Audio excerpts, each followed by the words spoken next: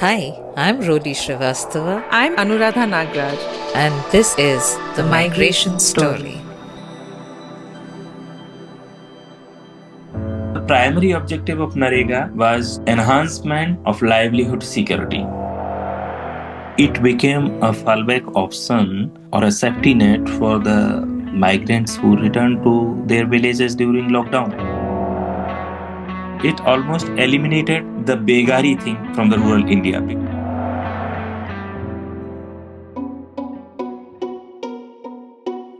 India's Rural Jobs Guarantee Scheme, or the Mahatma Gandhi Rural Employment Guarantee Scheme, is one of the world's biggest job programs. It's been almost 2 decades since it was brought in by the Indian government. It promises 100 days of work to rural households that request it. MGNREGA, as we call the Mahatma Gandhi Rural Employment Guarantee Scheme, has been credited with cushioning some of the country's poorest people from the devastating blow of droughts and floods. But 5 years ago, it played a crucial role in rural India when tens of thousands of migrants walked home from cities as industries shut down during the COVID-19 lockdown and created an employment opportunity in villages. This interview is part of our A Pandemics Epilogue series that captures the present realities of hundreds of migrants who lost jobs and walked home during the first lockdown.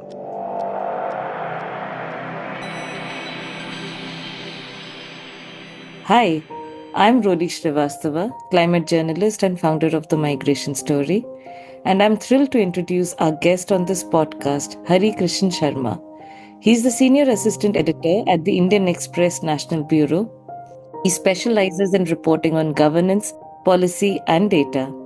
He covers the Prime Minister's office and central ministries, including the Ministry of Agriculture and Farmers' Welfare, Ministry of Cooperation, Ministry of Consumer Affairs, Food and Public Distribution, Ministry of Rural Development, and Ministry of Jal Shakti. His work primarily revolves around reporting and policy analysis. He also co-authors a weekly data-driven column called Statistically Speaking. Hari has been reporting on MGNREGA for the past many years. His stories have explored data, impact, and importance of this job guarantee scheme. I have been following his work for more than a decade, and I'm thrilled to invite Hari to the Migration Story podcast. Hari, thank you so much for making time for this podcast. Thank you so much. Thank you for having me. So it's been 20 years since MGNREGA was launched. Or is there a doubt there? Because I think the MGNREGA Act was implemented in 2005. Can you share with us what this scheme is and why was it introduced, along, of course, with the explanation as to whether we can call this as the 20th year of MGNREGA? Yes, so you are absolutely right. Actually, the bill, MNREGA bill, at that time it used to be called NREGA, NREGA. So the National Rural Employment Guarantee Bill was introduced in 2004, and this bill was enacted into a law in 2005. I think in September 5 it was notified, but it came into effect from February 2, 2006. So, in a sense, yes, it has been 20 years since this law was introduced in the country. The primary objective of this law was to provide the enhancement of livelihood security. You know, if you look at the conditions before NREGA was introduced in 2006, at that time there were also job related programs like food for work program and other Sampurn Rozgar Karikram. These were some other programs which were there before the NREGA, but NREGA brought in a new kind of concept, and that was the right-based approach. So it gave a kind of a guarantee, gave a right to every adult member of a household who volunteered to do unskilled work. And it guaranteed 100 days of wage employment, obviously unskilled manual work, in a financial year. So the primary objective of NREGA was enhancement of livelihood security for the rural households, because there was no such kind of framework available at national level at that time. Right. Was that the importance? Like it came in a total vacuum, as in you said there were other programs at that time, but what was the vacuum that Narega filled? Actually, Narega did a great job. In my opinion, if you say three big impact Narega made and it filled that gap which existed there, the first was obviously the guarantee of employment. Because even till date we have an issue of unemployment. So unemployment issue was also there at that time. So Narega gave an assurance that here is a work program which give you at least 100 days of work in your village itself. So first, it gave employment. So it addressed the problem of unemployment. And the second, it gave you guarantee of payment of wages, because the problem in the rural India is if a laborer work there, then the farmers who employ laborer, for instance, if I give you an example, if there's a farmer, large farmer or medium holding farmer, Uh-huh. and if that farmer employs agricultural labor, he does not pay him in cash. He or she does not get Right. her wages in cash. They give it in kind, Mm. and they give normally, say, after 3 months, 4 months. It used to be like a practice that if a farmer is working, say, in Rabi season, and the work start for Rabi crops in November, December, and goes on till harvesting time in March, April, then that laborer who is employed by the farmer will get his remuneration in, say, kind, like if it is working on a field farm, that he will get wheat when the harvesting is done in April, Right. May. Right. So that Manrega filled that gap. It said that act said that you are guaranteed the payment of wages within a week and not later than a fortnight. So if you work on a Narega site, you are assured that you will get your wages either in a week or not beyond a fortnight. And if delays happen, then the panchayat or the state administration is required to give you unemployment allowance or is required to give you some kind of benefits. Because the biggest thing Narega did, it gave a kind of guarantee for employment. It also gave a guarantee that you will be paid for your work, whatever you have done. And the third was it had a notified wage rate, Right. because earlier what happened, though there was Minimum Wages Act 1948 across the country for last 50 years, but that act did not serve it purposefully, because the minimum wages rate, you see, was not implemented as rigorously as Narega has been done. Right. So in Narega, it started, I think, with rupees 100 per day, and the rate of the wages were decided by the amount of the work you do. But it had kind of a notified wage rate, so that it gave the bargaining power to the labor. Nowadays, it has become a fashion. You listen from many people on the ground that, labor is not available in rural areas for agricultural work. Hmm. But no one realizes that now, because these people have this act in their hand Hmm. and they have guarantee of this act, and so they can bargain with their Right. prospective Right. employer that, Yeah. look, I am getting this much as Narega and I will not do work for less than this money. So this act give them kind of a honor, because earlier, there was a problem of begari. I think Right. you Yeah. you Yeah. have heard this word, Uh-huh. berozgari and begari. So the Berozgari. difference is, in the berozgari you don't have any kind of work, but in begari you do work, but you get paid a very less amount. So it almost reduced, or it almost eliminated the begari thing from the rural India, because now if you require a person to work there, you have to pay him, and pay him on time, and pay him in cash. That was not the case earlier. Right, right. No, that's an important point, Hari, and it addressed Berozgari and Begari very well put. But did it have any impact on migration? Did Narega have any impact that you possibly mapped or reported on or that you observed? Did it have an impact on people's decision to leave villages for work in cities? I haven't come across any empirical study which suggests that it arrested migration because, the focus was not arresting the migration. And in any case, when a country develops, and, the NREGA was introduced at a time when the country saw a very high rate of growth. It was introduced in 2005, and between 2005 and 8, the country recorded 8 or 9% annual rate of growth. And that was the time when the economy was expanding, many new sectors were emerging. So I think the program was not aimed at arresting the migration. And migration is really a good thing because it brings prosperity and progress in one's life.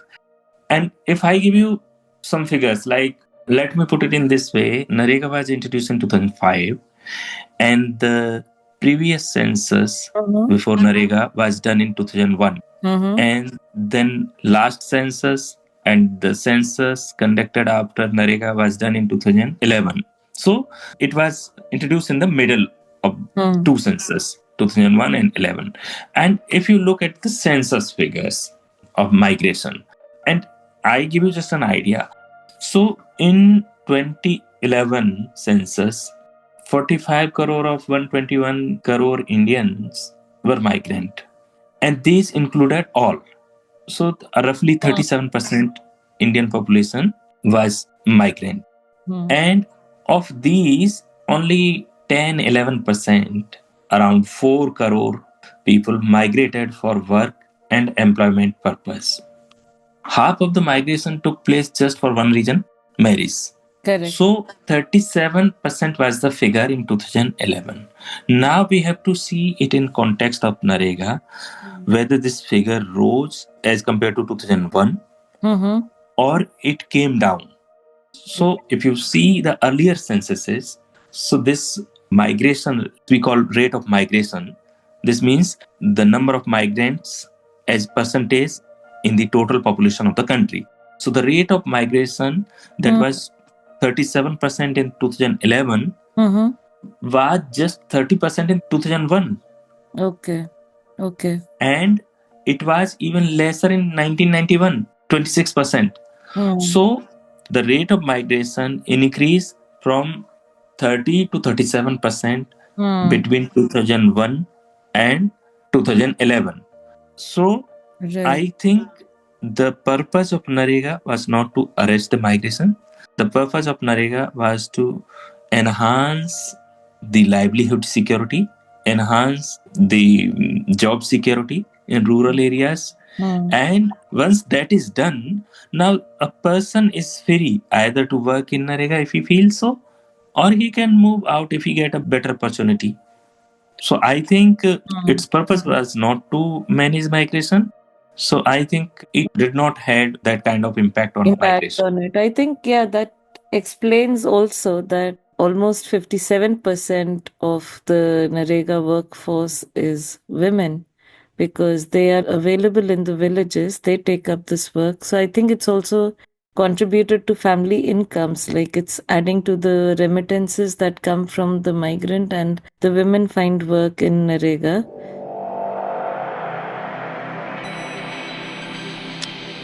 The lockdown and migrant workers are in more distress than ever with no money, no food. There continues to be an exodus of workers making 2 महीने से यहाँ पे पड़े हुए हैं, 2 महीने से बच्चों को क्या खिलाएंगे? हम लोग 25 लोग साथ में गए थे. The role NREGA played in absorbing migrants in employment during the lockdown is what I wanted to come to next, because that's the focus of this conversation. That though it was not created to arrest migration, but it became a very visibly popular scheme during the lockdown. Do you think so, Hari? And what did you observe during that time? So you are absolutely right. It became a fallback option or a safety net for the migrants who returned to their villages during lockdown. So at that time, I was covering COVID and lockdown and other stories. And my observation was that this right-based approach of the development yielded its desired outcome. You know that there were two programs which emerged as the fallback option for the returned migrants, and these were NREGA and Food Security Law.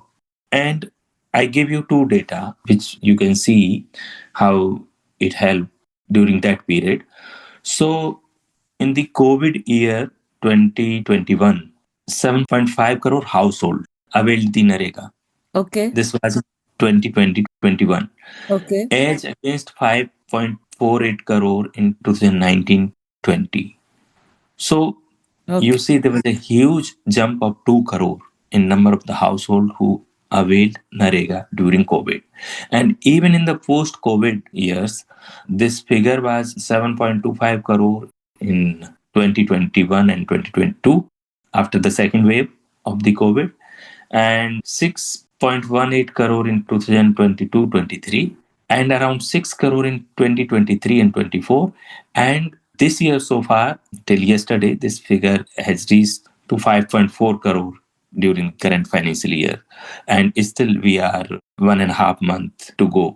So this figure might well cross or may reach to 6 crore this year.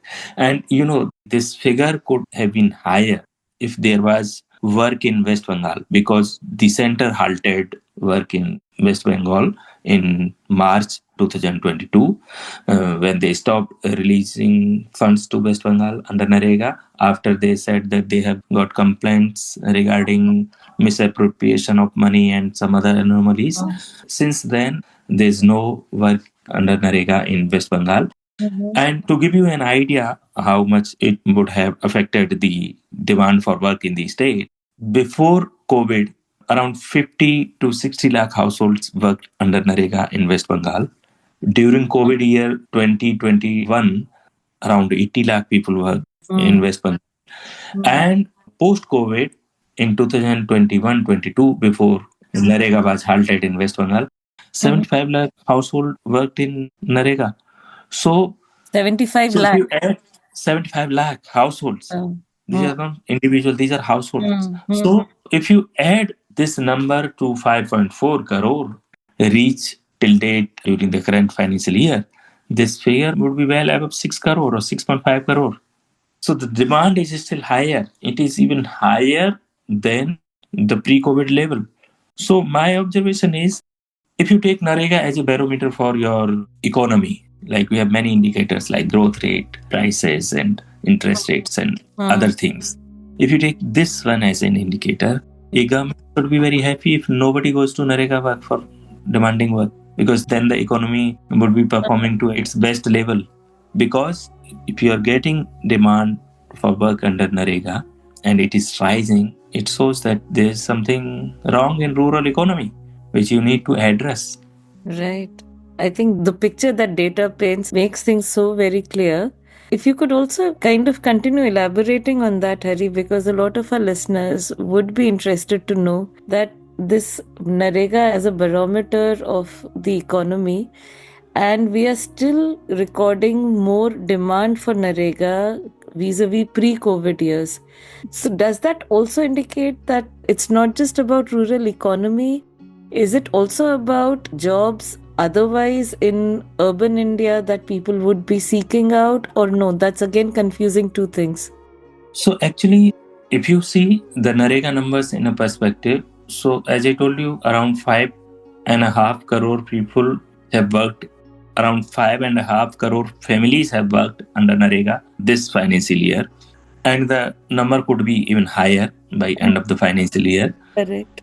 So, you know what this number means. According to 2011 census, there were around 19 crore rural households in the country. And out of those 19 crore, 5.5 crore are still going to NREGA site to find a work. This means every fourth rural household is working on NREGA site. Yeah. So if you want to faster your rate of economic growth, if you want to achieve a higher growth, and with an aim of bringing out people from agriculture to other sectors, or bringing out people from rural areas to urban centers to give them a decent job, then this number should have come down. Instead of coming down, this number has been rising. So that should be a barometer to tell you that the economy is not creating as much opportunities as it should have done. Right. So that is one thing. And second, is, as you mentioned about women's participation in NREGA, so this has been constantly rising. This figure was around 50% in 2012-13, and it has reached to about 59-60% in 2023-24 in the last financial year. So a 10 percentage point in just 10 years. And the latest periodic labor force survey report, the annual report for 23-24, if you look at that, it shows that the share of female workers in agriculture in rural areas has increased significantly between 2017-18 and 2023-24, and it increased from 57 to 64%. So my observation of these two numbers is that on the one hand, the more and more people are coming to NREGA sites. The PLFS shows that more and more women are working in agriculture. In fact, more and more rural people are working in agriculture. PLF also shows this because it shows that the agriculture sector remains dominant in employment, with its share rising from 44% in 2017-18 to 46% in 23-24. So the agriculture is the primary source of employment in rural areas. And so let me put it in this way. Number of people working in agriculture is rising in rural areas. Number of female working in agriculture is rising. And number of female working in NREGA is also rising. Okay. So these are three facts. So what explain this? So I think one thing that explain is, this government, present day government, they introduced this Pradhan Mantri Awas Yojana Shamin, and in a very aggressive manner, they introduced it with a target of 2.95 crore households in 5 years from 2016 to 2022. And this target of sanctioning and transferring funds, I think, has already been achieved with leaving few thousand households. Almost it has been done. So if suppose 3 crore households have got their houses in rural areas, it means that these are the poorest of the households in the rural areas, and they have got a new asset which they were not available with earlier. Earlier, the entire family was migrating. Now they have to leave someone else, someone to look after that asset. So while earlier the entire family, husband, wife, and kids were migrating, now possibly wife remaining at home to take care of that asset. And then several other kind benefits were also given, like the family given Ujjwala cylinder or an electricity connection, because 4 crore connections were given in rural areas. And then the family getting free ration and other things. So I think that would have been the reason, like benefit transfers and plus this creation of new assets in rural areas, so that female are staying back in the village while men would have been migrating outside in search of work. So that explain, I think, the rise in a share of female workers in agriculture as well as on NREGA side. I think that could be the reason, because apart from PM Awas, there have been several schemes which gives benefit to rural households. That's interesting, and backed with data, it all becomes even more interesting. Hari, I wanted to understand, you've been covering NREGA, you know these figures, you're quoting these figures so effortlessly, which shows that you are tracking this data, following it up. But during the lockdown, was there any particular learning for you as well? Like, despite knowing so much, did you feel like, okay, I didn't know this about NREGA or about its potential? Anything that comes to your mind when you were reporting, any personal reflection? So actually, we had seen impact of NREGA in the initial years, but we saw its full potential during the lockdown itself. The kind of capacity it had, and the entire architect it helped. I give you one example. In June 2020, Finance Minister announced a program called GKRA, Gramin Rozgar Abhiyan, for the migrants who return to their villages.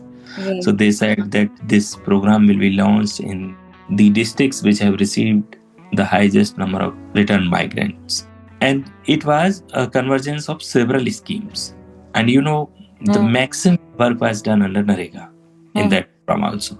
So, the architect of NREGA, it proved very helpful for not only the people in the need, but for the administration also to extend them support during the crisis. So my personal reflection was that this program has really done well. In any government program, there would be cases of leakages, and so are in NREGA. And then there are some changes which will be introduced and have been introduced, and these changes may create problems. For instance, like introduction of National Mobile Monitoring System (NS) and the Aadhaar-based payment system. But at the same time, they have their own benefit. They ensure that the ineligible people don't get benefit of the NREGA at the cost of others. So I think these are minor issues, but the major issue, this law gave the bargaining power to laborer in rural areas without saying so, and it gave them kind of assurance that at least there you will get some work. So that served its purpose in last 20 years well. And there are other flip side of this program also, and I think it needs to be further studied because the only work it provides is the unskilled work. And I don't know whether anyone has done this or not, because India is very rich in its cultural diversity, and it is very rich in handicraft and other traditions. A lot of artisans you will find in rural areas. So we don't know what kind of impact it had on those communities, because suppose there's a weaver community and they have a different style that is carried through generations, but we don't know what impact did NREGA had on their skills now. So in that way, it may have had some social consequences which we don't know, but as far as livelihood is concerned, it served its purpose very well. Correct. I think those are forward-looking thoughts for future research and reportage both. It's a great direction. Thank you so much, Hari, for your time and for sharing your expertise on the subject. It's been a great pleasure having you on this podcast and hearing your thoughts and, of course, all the data analysis. I think it's a big subject that we can't cover so quickly, but great to have you. Thank you so much. Thank you so much for having me. Thank you, Hari. Check out our website www.themigrationstory.com for more content. You can subscribe to our podcast on YouTube and Spotify. The audio editing and sound design is by Akshay Ramuhalli. Stay tuned for more stories on migration. Hi, I'm Rodi Srivastava. I'm Anuradha Nagraj. And this is The Migration Story.